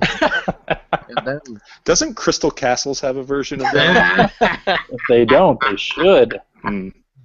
But so I played the full version of Who's Johnny. good. Yes, Yeah. you did. Glad. El DeBarge's fantastic song. Yeah, That's right. Which is Spanish for the barge. the barge. No, it's the Spanish for Actually- the of barge. Yeah, The that's true. The of barge. So, I yeah, played a little bit more Shovel Knight, which I love that game. It's a lot of fun. it's a good game. Not really much else to talk about with that. It's not a retrocity. It's the right No. kind of retro inspired game. Yep. Mike, have you played any of that Shovel Knight? I have not. I still haven't bought it. What's Good game. the holdout? Why are you holding out? I don't know. Probably wait for a Steam sale. Get it for $2.99. I'll be golden. Yeah. There you Okay. go. All right. That's not a good bad game. strategy. I finally watched The Wizard as well, Whoa. by the way, There you For go. the first time? for the very first time. I'd never Are ever you seen it. y'all excited about Mario 3 coming out? Right. I did not realize, however, so the announcer guy in the finals announces Jimmy Woods from the great state of Utah. Sweet. I was like, All this time you've been making a wizard reference, and I didn't even know it. and you didn't even know it. That's right. That's So, beautiful. There's that. You know, That is speaking of the great state of Utah and of Atari, I took my kids to a museum yesterday. We saw the Animal Inside Out exhibit. It's sort of like, you've seen that Body Works one where it shows like Yeah. people under their skin. Yeah. It's the same kind of thing, but with animals. Anyway, we're going through the rest of the exhibit, and they were showing notable things that were either invented or, have some sort of connection to Utah. Mhm. And the most tenuous connection in the world. I'm walking by and there's an Atari Pong machine, an Atari VCS there, and it talks about how Nolan Bushnell used to be a ride operator at the local amusement park after he finished getting his degree at the University of Utah. And then he moved to California and invented the Atari video computer system. But So we're still going to claim him because he went to school here and So what you're ran the saying- fucking Ferris wheel. what you're saying is a degree from the University of Utah is your fast track to being a carny. Pretty much. Yeah. That is the value of the degree. Yes. Okay. Yes. Yep. Okay. Take notes, scholars. If you love All right. higher education and fried dough on a stick, hmm University Yes. of Utah is the place to go. Phil, did you have any games you wanted to talk about? I haven't had a chance to play too much this week. I've been very busy, but I did pick up on Thursday for the 3DS Virtual Console. The Oh, yeah. timeless classic Blaster Master was released. So Yeah. yes. You picked that up for the Wii U? Well, considering it was not the the 3DS version that came out, I picked it up for the 3DS. Okay. I didn't good move. remember which system it came out on. All right, 3DS. That's why I said 3DS, said 3DS. immediately before saying that I bought it. Again, I'm forgetting things. Short-term Yeah. memory loss. All right. Live from Grandma's house, it's more Player One podcast. I also picked up this week, Ollie Ollie Nice. came out for the PC, the personal computer, on the Steam. So you did not have that on the Vita. Oh, I do have it on the Vita. Oh, okay. I do You have just it on wanted the to Vita. double up, as you I are wanted wont to to double do. up. And well, you know what? I had I got a coupon for it from the Steam. I got a Steam coupon because I have Hotline Miami. That's a personal. mistake. Well, you know. So how much it was did you end up paying for Ollie Ollie? It was like $10. About $10. Okay. All right, then. And I wanted to have it on the PC, mainly so I could play a version of the game that doesn't crash every 2 or 3 minutes. It Because crashed on the Vita? oh, it's constantly crashing on the Vita. Really? I don't remember I haven't mine had ever that problem. crashing on the Vita. Oh, really? Yeah. No, Uh-uh. people. It's somewhat notorious. Huh. Yeah. Look on the internet. If you've not had it crash, more power to you. But I haven't. I don't believe I've ever actually decided to stop playing. Ollie It's Ollie on decided Vita. for you. Yeah, it's just you know what? You've had enough, Phil. Those 2 runs were great, but now it's time to move on. Brilliant. Well, Yeah. it's probably built in there, like Nintendo's whole, Yeah. take a break. You've been playing for half an hour. Shouldn't you rest your eyes? Yeah. And for some reason, I forget the developer of the game, but they've actually acknowledged the ample crashing on the. Oh my gosh, CJ's shifting his weight around Sorry. there. There we go. Where they acknowledge that it crashes a lot, but haven't really done anything to make it not crash anymore, which has been a bit frustrating for me. Yeah. So I figured, okay, well, I'll get the PC version. It shouldn't have that problem. So I download it. I start it up. The little developer screen comes on. Another This is going to be good. screen comes on. I feel It it coming on. fades to black. Music starts up. And the music starts, and I figure, okay, they're starting the music, and then they're going to fade in, and then it doesn't fade in, and then 15 seconds go by, and it's just music playing and no images, and I start pressing some buttons on my controller, and I can hear menus being chosen and backed out of, but no visuals. So I exit the game, I close it down, and hop online, and the Steam version tends to not necessarily work if you have the Steam overlay function activated, which is, it's activated by default on all Steam games, so I had to go and... That seems like kind of a big oversight. Yeah. So it's a shame because again, I forget the developer's name, but they make a fun little skateboarding game, but Attention to detail, maybe not their strong suit. Perhaps not. Perhaps not. So. That is a shame. And I don't know if it's just playing it on the larger screen or what, but the timing seems a little different on it. Maybe it's just the different screen size that's throwing me off. But I'm not good at the game certainly, but I can do okay on the Vita version. But man, the first stage I just kept getting sloppy landings and everything. So. Are you playing with a controller or with the keyboard? I am playing with the Xbox 360 controller. Yeah, so it ought to be fine, right? Yeah, you'd think so. I mean, as I played a little bit, I started getting a bit better. I think it's just kind of... Maybe your skills have atrophied. No, because I played it like a week or two ago on the Vita. Oh, I was doing fine, so... It's one of those games where I will pop in... Well, on the Vita, I will play a round or two. Until it tells you not to. Before yeah. But it's not one that I marathon. I'll play a course or two, and then it's like, okay, I'm going to put this down for a couple days and come right back to it. So it's a fun game, though. It's a fun game. It is. I hope they fix all the bugs in the various versions sometime. That would be ideal. That would be good. Yeah. So there you go. That's all I've been playing. All right. How about we take a break and do some tweets? Oh yeah. That's right. Okay. All right, anybody need to take an actual break? Nah, I just pooped my pants. Like an astronaut. I also pooped Phil's pants. Like an astronaut. Hell yeah. Good work if you can get it. There you go. Well... I might run upstairs real quick, if nobody minds. Okay, yeah, go Take a ahead. quick shower. Cool. Yeah, we'll talk about you. Boy, that Brandon! Ah, he's gone. There, yeah. Okay. So what do we do? What do we do? What do we do now? We gotta do something here. This is not gonna work. Yeah. This whole grandma background, we can't... You don't like the What are we background? gonna do? What are we gonna He's do? actually in front of a green screen. We gotta, it is the- the green screen. Can we maybe have you CG float grandma. through outer space? Or... Whoa! There we go. How about that? Is that better? Yes. Grammar. No? No? Yes. Okay.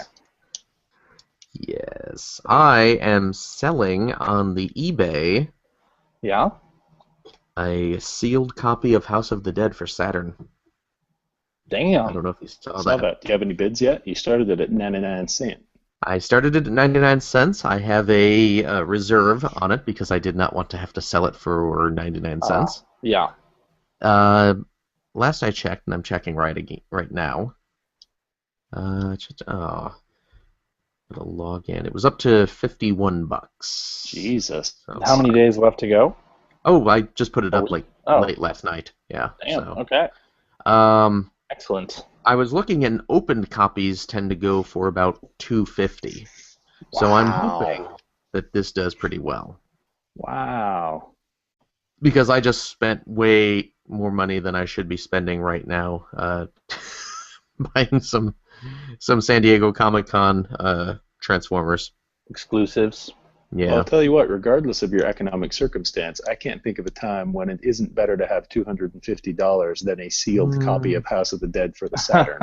Exactly. Right. Exactly. So, and even with the, we're still at $51. $51.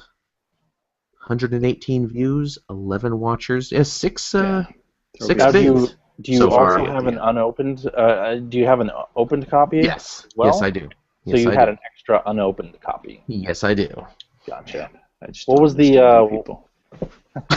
And you purchased the other copy for what reason? Or you received? the other- It had to have been like I found it for cheap because I am not of the ilk to purchase a $50 or $60 game just to have it opened. You know, Right. like if I see a game that I know is rare or has the strong potential to be rare, very, very occasionally, Mhm. I will pick it up, which I guess was the case with this. And I know, like, what was it?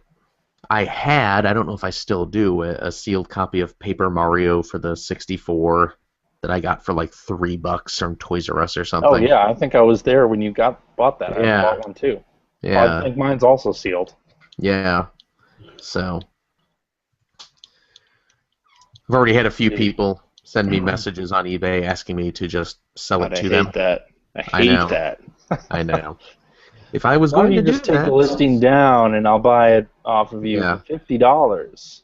they have the option to put a buy it now price on there. So you'd think if I wanted to do that, what they're hoping is that you are an unsavvy eBay seller. Obviously. You don't know what you have. Yeah. Another guy, I responded and just said, nope, it's staying on auction, and then he responds back and says, okay, what's the reserve?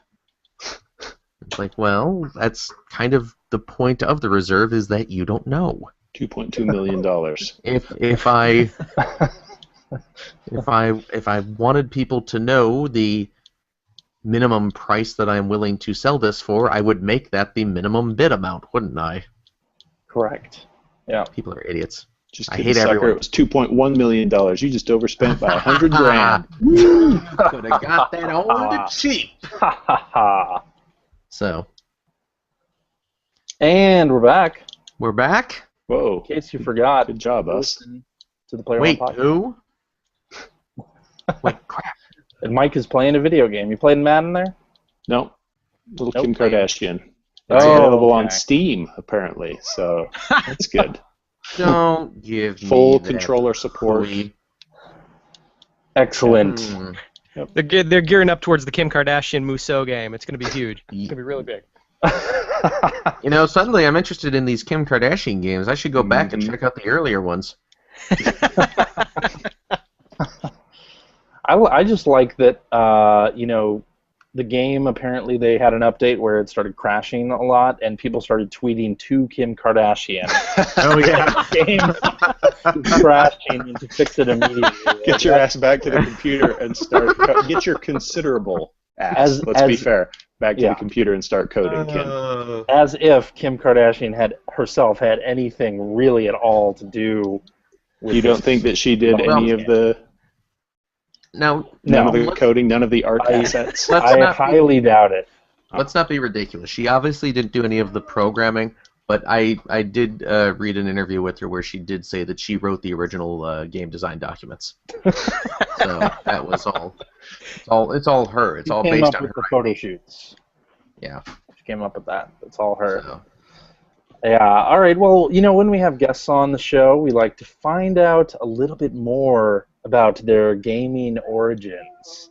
Okay. So that our listeners, can get to know the guest a little bit more, and ourselves as well. Really? So, Brandon. Hello.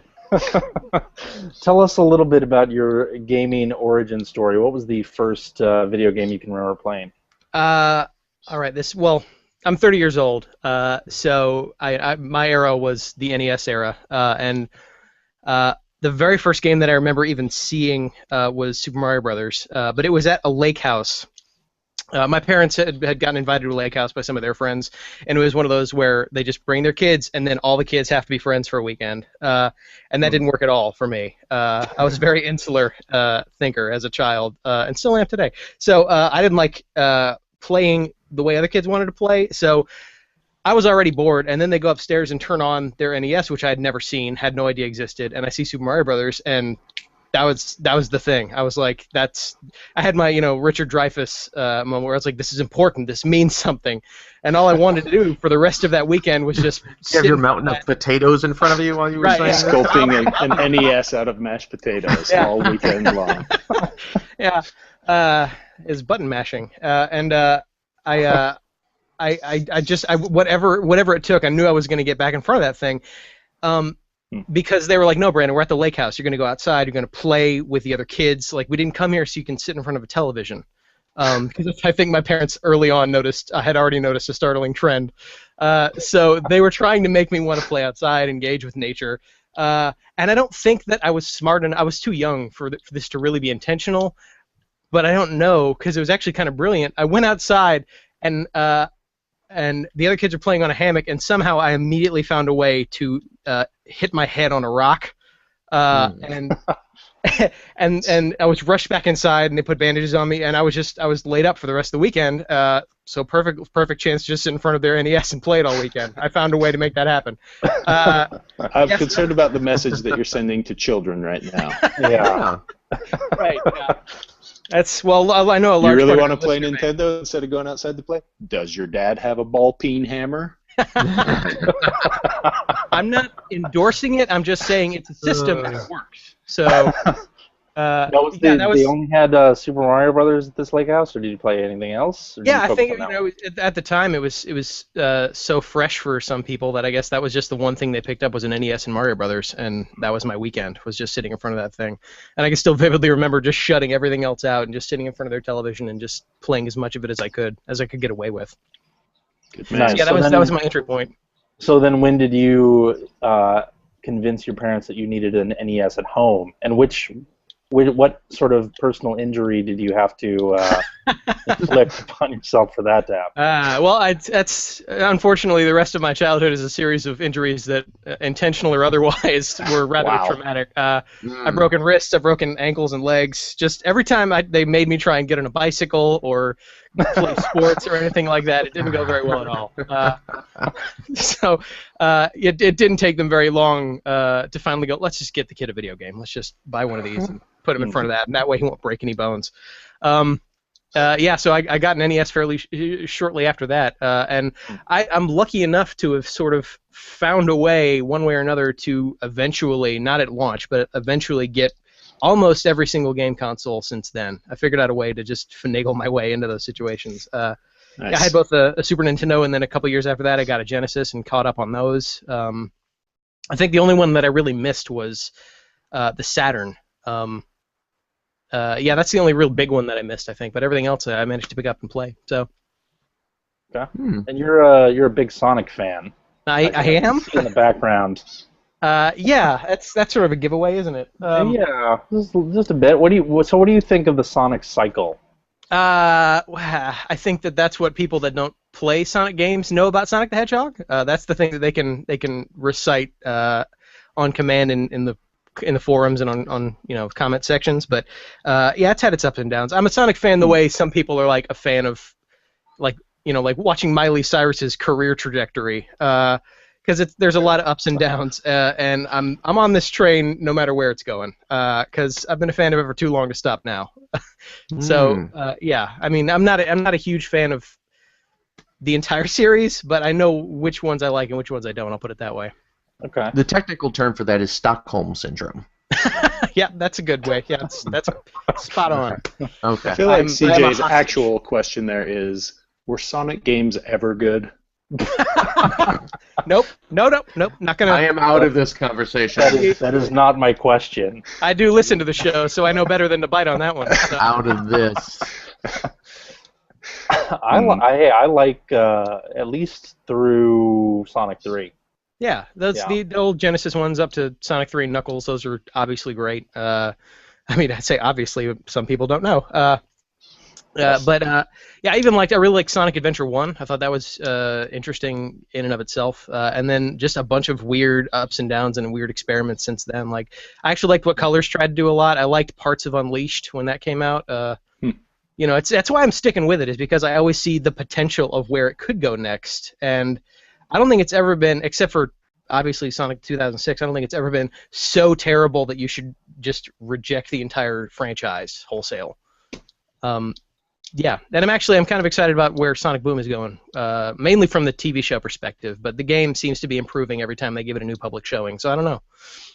Yeah, the clips that I've seen of the show, I always, finish watching and it's like, that's surprisingly not terrible for what it is, Yeah, that's a phrase you see bandied about a lot, is surprisingly not garbage. What was it? I think last week, or maybe earlier this week, they showed off some new characters from the TV show. Yeah.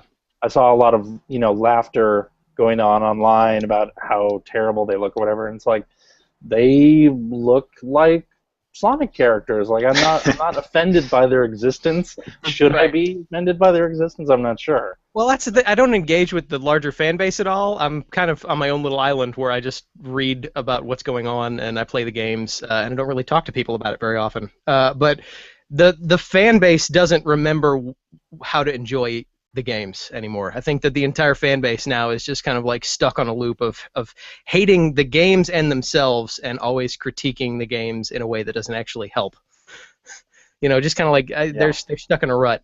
So that's why I stay as far away from most of that as I can. Good policy. Exactly. So let's see. Let's talk about. Let's see if you have one. Your most regretted collector's edition that you bought, or do you have any that you regret you didn't buy? Oh gosh. I can actually probably. It's right here. Yeah. This is my most regretted collector's edition, which is Marvel vs. Capcom 3, The Fate of Two Worlds. Because I was convinced, I was like, they're not going to do the constant rehashes and updates to this one. This is going to be the one. So I bought the little steel case thing with the ARC book and all that garbage. And then I'm trying to remember. I think it was about maybe 2 or 3 months into this thing being available on store shelves. They announced they were re-releasing it with more characters and more stuff. And that was the most immediately I've regretted making a purchasing decision, I think.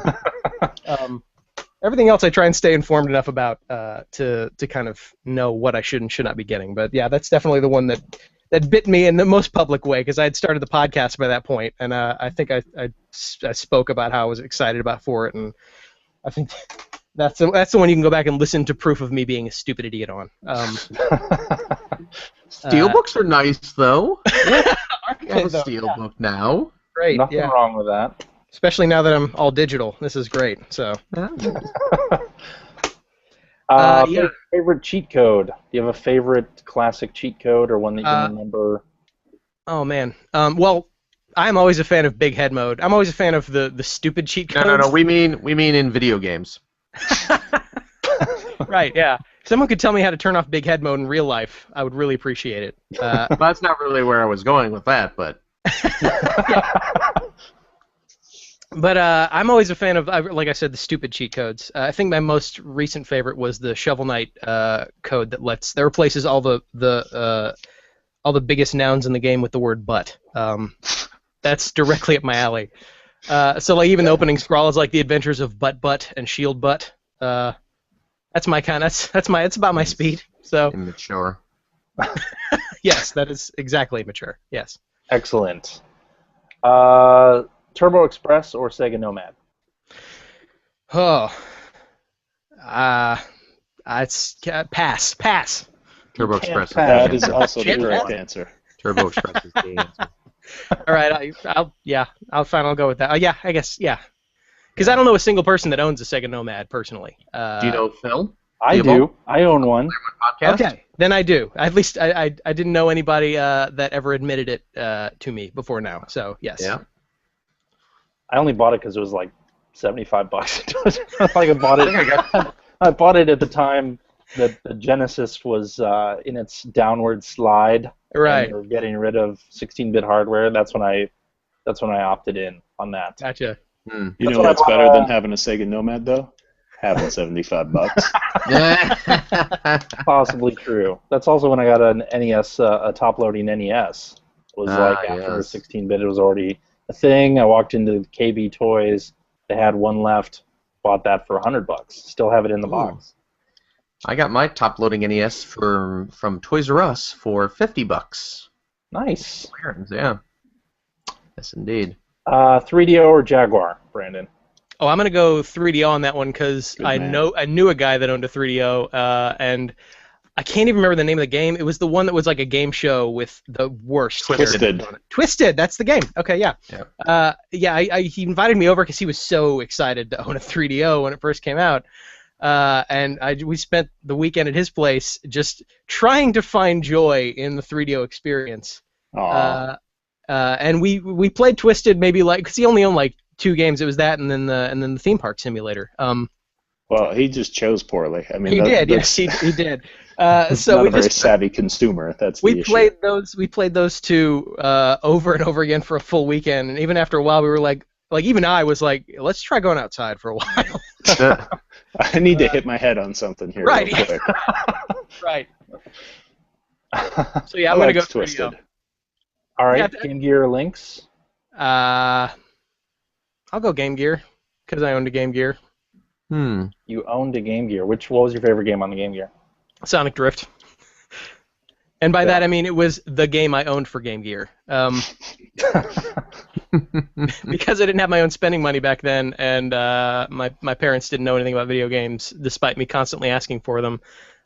So I sold the Game Gear maybe a year and a half, 2 years into owning it, because the only game I had was Sonic Drift, and I was tired of playing it. All right. Let's see. Game in your pile of shame that you want to go back and play sometime, or what's the highest profile game that's in your pile of shame? Oh, geez. Let me look, because it's right here. Probably Red Dead Redemption, because I really liked that game. That's a really good game. I know, You should yeah. play it. And somehow I've managed to avoid having the ending of that game spoiled for me, despite everyone the year it came out talking about how amazing that ending is. I've managed to kind of That navigate ending those is waters amazing. correctly. Yeah, Eris so that's dies.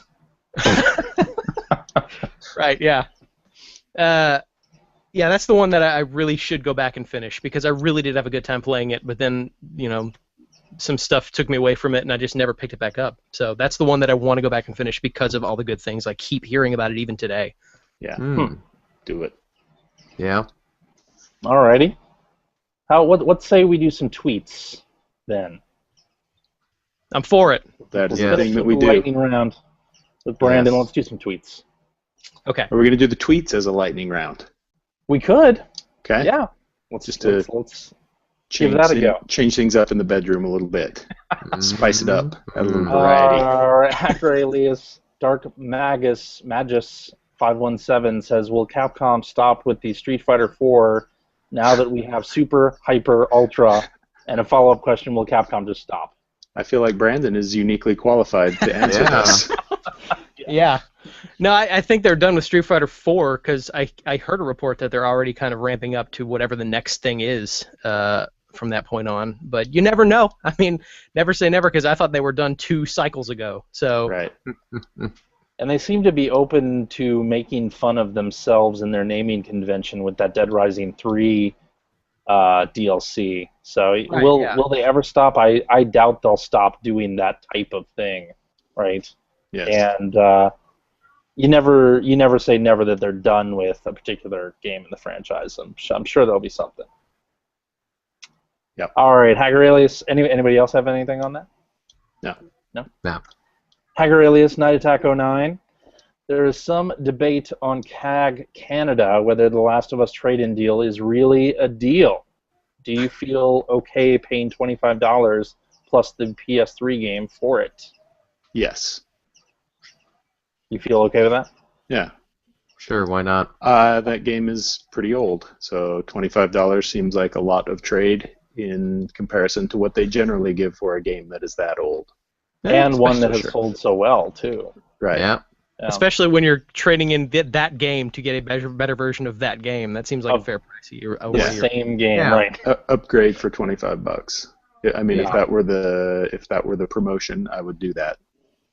So Yeah. that's Or what if you I'm went doing. digital, you paid full price for it. Right. Glance. I don't know who Who would do would fall that? prey to the CJ folly. Oh wait, Me. maybe CJ. I did. That's right. Hacker alias DN Logic says, CJ, The Last of Us Remastered is 50 gigabytes. Have you had to delete anything from your PS4 500 gigabyte hard drive yet? Or do you have any plans to upgrade your hard drive? I like to keep all my games and have them ready to play at any time. Limited hard drive space is the reason why I still buy physical discs. Perhaps one of the lesser talked about components of the CJ folly. Yes, I have not upgraded my PS4 hard drive yet. I haven't had to. I don't think The Last of Us is going to put me over the edge on that. I've gone in and deleted You're a couple talking of psychologically or Yeah, exactly. I like the digital future because I like being able to just boot up the system and immediately have access to the games and not have to like get the disc out and go change whatever's in there and then find whatever disc was in there, the box for it, and put it back and all this stuff. So That is the start of every infomercial ever. There's got to be a better way. There's got CJ's to just be. drowning in discs, and he can't. They're all cracked, and he's got them on his head, and yeah. Exactly correct. You've described the situation previously in my household. So I haven't felt any pressure yet on PS4. I'm sure I will on PS4 at some point this year because with Destiny coming out, Last of Us, I'm buying all the multi-platform games on PS4. So at some point this fall, I am going to have to cave and get a new hard drive. But I'm actually more interested in them giving me some way to organize that ribbon of games because it's getting ridiculous. Yeah. Shit, it's ridiculous. Yeah. I thought the way that it had worked is that it kept like your recent 10 on that main screen and then put everything else in library, but that's not the case. They put And it'll automatically update, and it seems like when it updates, it throws whatever game it updated toward the front of the queue. At least it does on mine, which Yeah, it does. isn't necessarily a game that I care about anymore. I don't know. Like the way they were organized, or that you could organize them on the PS3, was darn near perfect for me.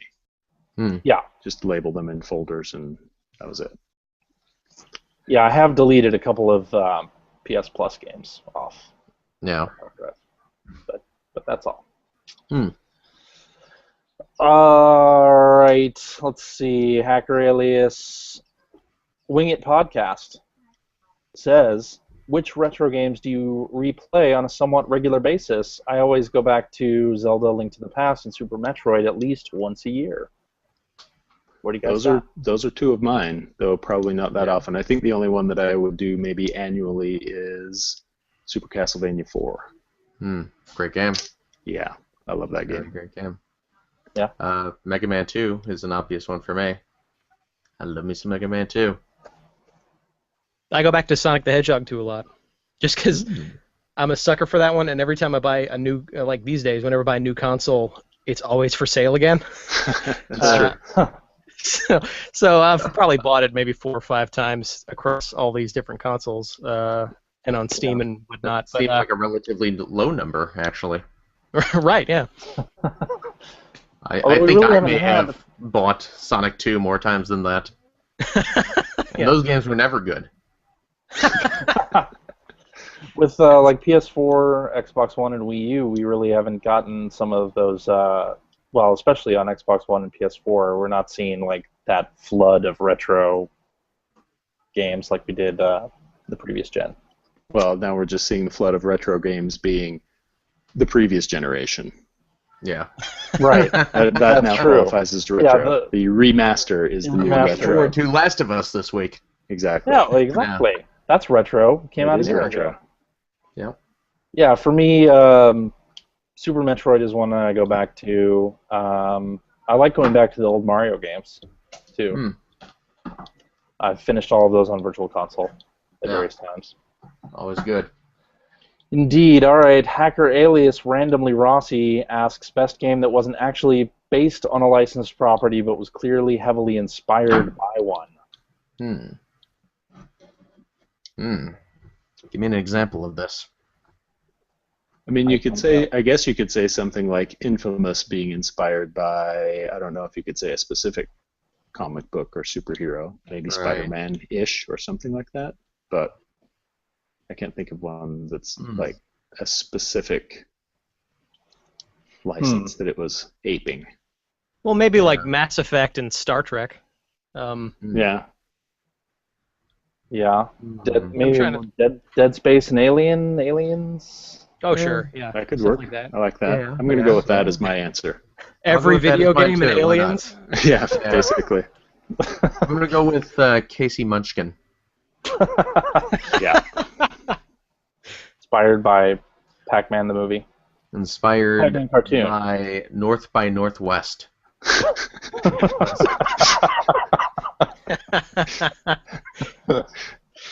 That'd be an interesting Because game there. KC, obviously, an acronym for Cary Grant. Thank you. So, Thank you. Yes. All right. Hacker alias USFH Bomb says, has San Diego Comic-Con become more relevant to gaming than PAX East, or just if you're a Nintendo fan? I don't know about games in general. I think Nintendo's presence here is greater than it's ever been at PAX. Yeah. Yeah. So if you're a Nintendo fan, sure, but I'm trying to think of big PAX announcements, and I'm thinking of like the Duke Nukem revival. God. Yeah. Or that they hate transgendered people, Right. Right. Yeah, that was a Or- really big announcement. or they don't like paying their employees. And Those are DuckTales. those are the big. Those are the big announcements. Those are the tentpole announcements. Yeah. I don't know. I think all three hardware manufacturers have had some pretty big announcements at, well, maybe not Microsoft. Microsoft, I think their biggest thing so far is the Atari documentary, right? Yeah. But Sony has the Last of Us stuff, the Last of Us movie, and That's all true. that stuff going on. Nintendo, what did they announce? They announced NES Remix Retail and Right. that 3DS Virtual Console game, Castle of Murasame. Yeah, that one. Yeah, they had So, another. is it- They've had another like 2-day streaming event like they did at E3 with the Treehouse, but this one was far Yeah. less interesting. I want to say because they hadn't just announced new games they were showing off for the first time. It was more like, what this time? What can we do in front of the camera? And it turns out exactly. they can play NES Remix in front of the camera. Well, didn't they have some developers playing against Treehouse folks? They had like some competitions going on there, but no like announcements, no new game announcements. Right? Yeah. Didn't Just, oh, we're gonna play Smash Brothers on camera. didn't Reggie say at E3 that watching video games streaming is not fun? He sure did. Okay. Wow. Just Oh, I thought checking. that was a comment. Somebody asked him when the Wii U was going to get a Twitch app, right? Yeah. And, And he said that they felt was that it Reggie or was it watching. Miyamoto who said watching video games isn't fun? It was Reggie. It was definitely Reggie. Okay. Yeah, he said something along the lines of like, watching people just play video games without anything added to that isn't interesting at all. And then over the course of San Diego Comic-Con weekend, they proceeded to stream 2 people playing NES Remix on Twitch. Well, Yeah. I also heard someone say that the games industry is getting more mature, and shouldn't journalism match that as well? And that's not always the case either. True. Did you see that, Mike? I figured you would appreciate that. I enjoyed that very much. Thank you. I was channeling you when I did that. Oh, good. I I love it posted when that. anyone aspires to be an asshole. When I posted that to the That's thrilling to me. Twitters. That was Polygon. The guy was Chris Grant, the dude running Polygon. Once said He doesn't that. run Polygon, right? No, what does he Does do? I don't know. Maybe he does.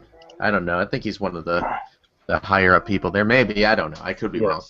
I don't You're pay right. much attention to it, but All right, Yeah, he was- let's do this last one. he was talking about how mature the game industry is and how their content, their industry redefining content will match it, and then they post a, hey, 90s kids, you'll love these pictures of young kids in the 90s playing awesome games.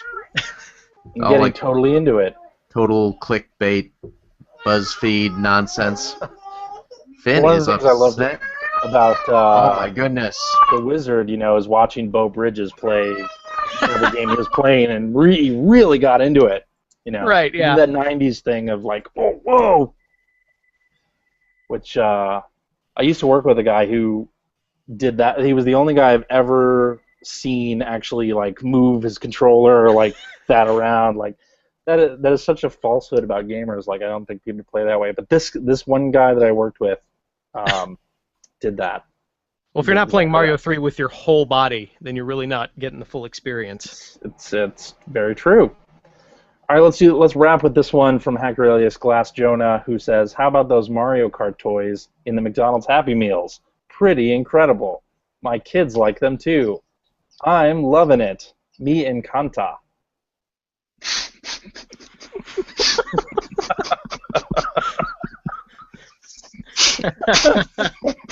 Got anything to say about that? No?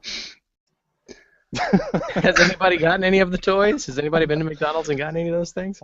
I have not. I've seen the pictures. They look cool. They look cool enough. But that's all I got to say. I don't even live in a house with humans that will eat McDonald's anymore because everybody here is over the age of 9. Yeah. Oh, they look pretty cool. That's about it. That's all I can say.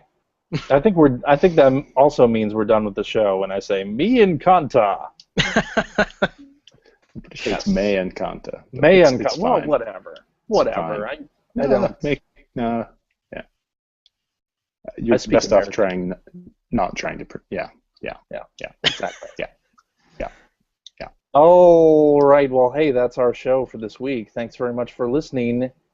If you would like to comment on I didn't something, really have a choice. I was sat here. Oh, you're talking about. Sorry. if you'd like to comment on something that you heard or send us a question, you can direct that to @P1Podcast on the Twitter. Wait, are we done?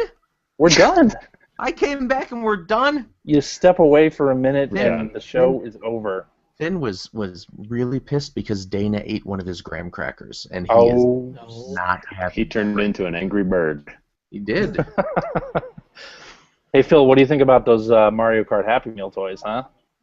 Are you loving it? Oh man, he's still upset. Me encanta. I do not have any of them. It might surprise you to hear that I do not have any of the. No? Yeah, I don't. Okay. Well, that's too bad. Or you can go to PlayerOnePodcast.com. Do you have some? Did you get some? No, we had a question. Oh, what was the question? Just what do you think of them? What do you How think about of them toys? No, How about they look them? neat. They look, for Happy Meal toys, they look pretty cool. They do. See? I have a bunch of the old Mario Happy Meal toys from back in the day. Yeah. So, just saying. Go on. Okay. Go to PlayerOnePodcast.com. You'll find blog entries mostly about Sega CD stuff from Mr. Gregory J. Seward, who apparently is back in his house now. He moved back in and may actually join the podcast next week, so that'll be exciting. Okay. And Generation 16 episodes also at our website. Yeah. And we've got a message board where you can discuss this very episode with us and our other listeners. If you'd like to subscribe to the Player One Podcast, you can do so by visiting PlayerOnePodcast.com or by going to the iTunes Music Store. While you're at the iTunes Music Store, you can also invest $1.99. Cheap. Someone, thank you. Pick up the Player One Podcast iPhone application, gives you one-touch communication with us via the emails, the Twitters, what have you. We also have all of our episodes ready to stream relative to listening device. And hey, Android cell phone telephone users, Player One Podcast iPhone application is available for your listening device as well for that same $1.99. Although, why spend $1 when you can get Kim Kardashian for free? Free. Totally free. Free. Yeah. Put that 99 cents towards whatever premium currency that game utilizes. Maybe pick up a cute handbag. There you go. That's right. There are worse things you could be doing with your 99 cents. Or $1.99. Or however much our stupid app costs. $1.99. You can find that right over there at the Amazon Android Marketplace. We're also on the Stitcher. You can like us on Facebook. You can also watch us live. Yeah. Most weeks on the YouTubes. Head over to youtube.com/P1Podcast. You can follow our Twitter account to find out when we will be streaming our next live episode, and I guarantee you it'll be awesome. CJ? Not a guarantee. Yeah. Thank you, CJ. Sure. Thank you, CJ. Mike? Phil. Thank you. Thank you, Phil. Thank you. Thank you, Phil. And, of course, a super double extra disgustingly huge and sweaty and Nice. just gonna slap you right on the back and give you a big old hug and a sloppy kiss right on your cheek. Thank you. To Brando K. Me and Kanta. Yes. Hey, now. Brandon, you want to go ahead and plug your website and your other stuff you got? Sure, yeah. You can find us pretty much anywhere by Googling Jump Kick Punch.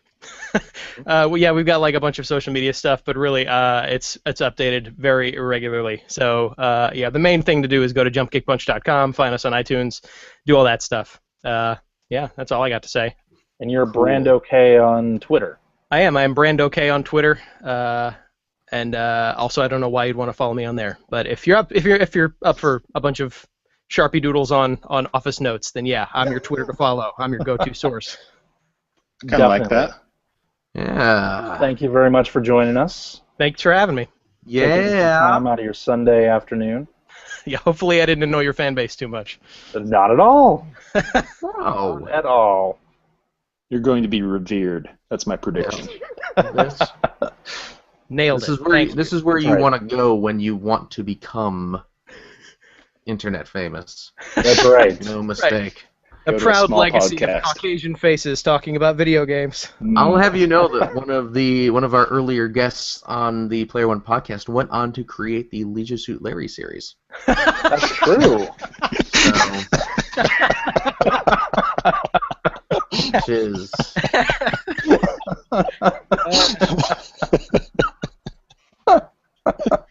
Interesting choice of words there. Yeah. so there you go. All right. Next week. So who knows where you will be tomorrow, Brandon? Who knows? At work, probably. My prediction. Well, you don't know. Big things are coming. You know Big something I don't? are coming. I just maybe have someone screen your mail.